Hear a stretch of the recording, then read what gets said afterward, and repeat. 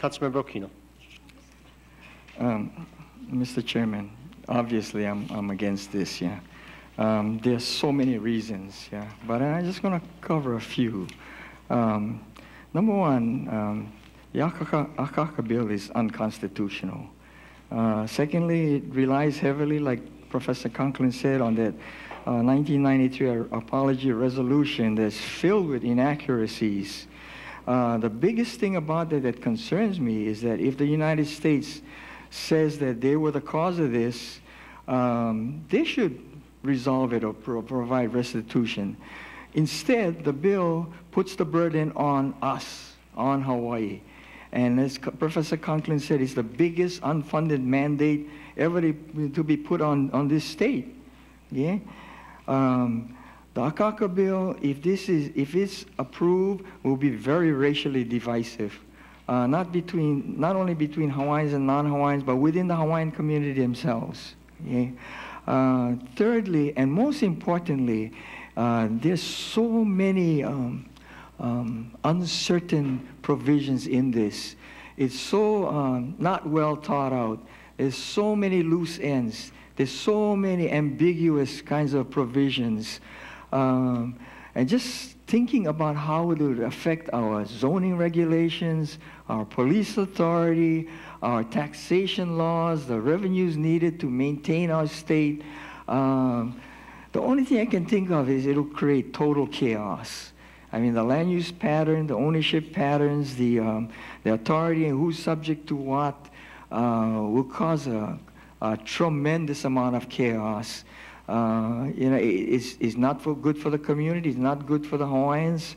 You know, it's none of our business. I mean, the City Council should not be weighing in on this thing. So for all of those reasons, Mr. Chairman, I'm going to strongly recommend that we just table this and not take it up any further. Thank you. Further discussion, members? If not, are there any objections? Noting an objection, I'm sorry. Objection? I have a discussion. Discussion, Councilmember Tam. Thank you, Mr. Chair. I'm in support of this resolution, and I'll tell you why. Basically, we're adopting a concept, basically, when you're thinking, let me read in terms of be it resolved. Be it resolved by the Council of the City and County of Honolulu that the Council urges the United States Congress to support a final version of the Native Hawaiian Government Reorganization Act, otherwise known as the Akaka Bill. It says to support a final version.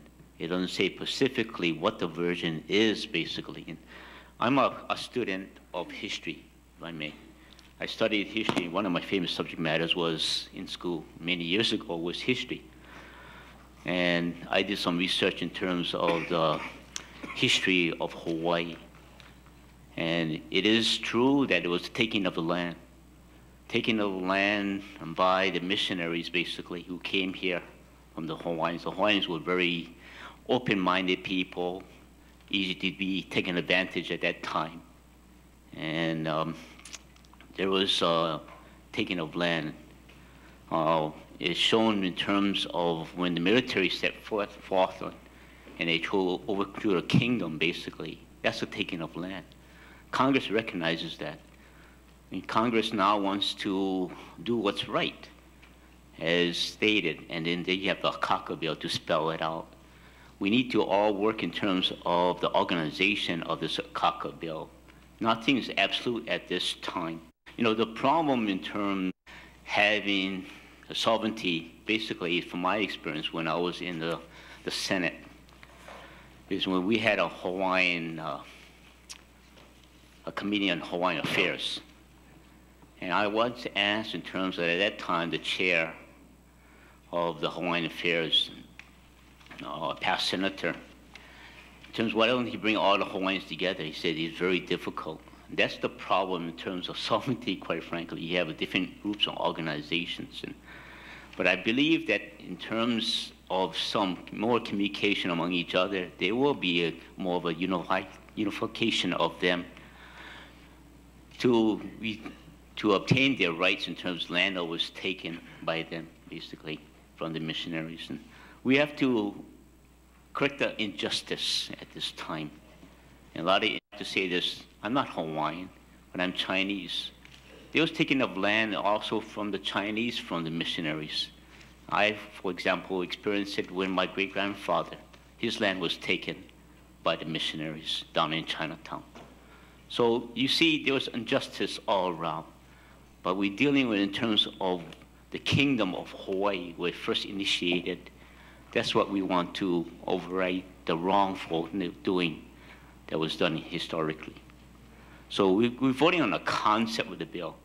Sure, the details are not worked out at this time completely, but we all can participate in the details and making sure that it's right. Thank you.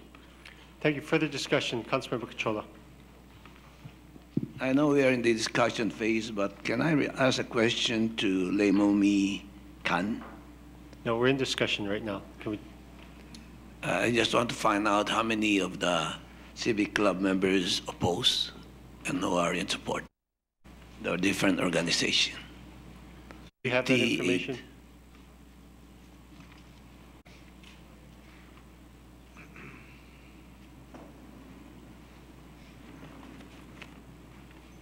It's sure to give you, if you are looking for numbers, we have 58 Hawaiian Civic Clubs. Our process is to bring resolutions, and we had one with regard to this issue on several occasions, and the majority of the delegates representing the 58 clubs voted in support. And so that's, you know, the best answer I can give you. Thank you. So there's a Congress of all the different civic clubs rather than each one acting individually. Each civic club is autonomous. However, we meet as a group, 58 clubs, as an association annually. And it is during that time that collectively the 58 clubs debate the issues and they vote on the position, quite similar to what the legislature does. So what's the vote? That's my last question. The vote is in support of an option to pursue federal recognition, and that option is the Native Hawaiian Government Reorganization Act. And out of 58, how many for? How many? Well, let me just say this. There are others who are for independence. So the bottom line is Native Hawaiians are for some form of government that would return their sovereignty to them.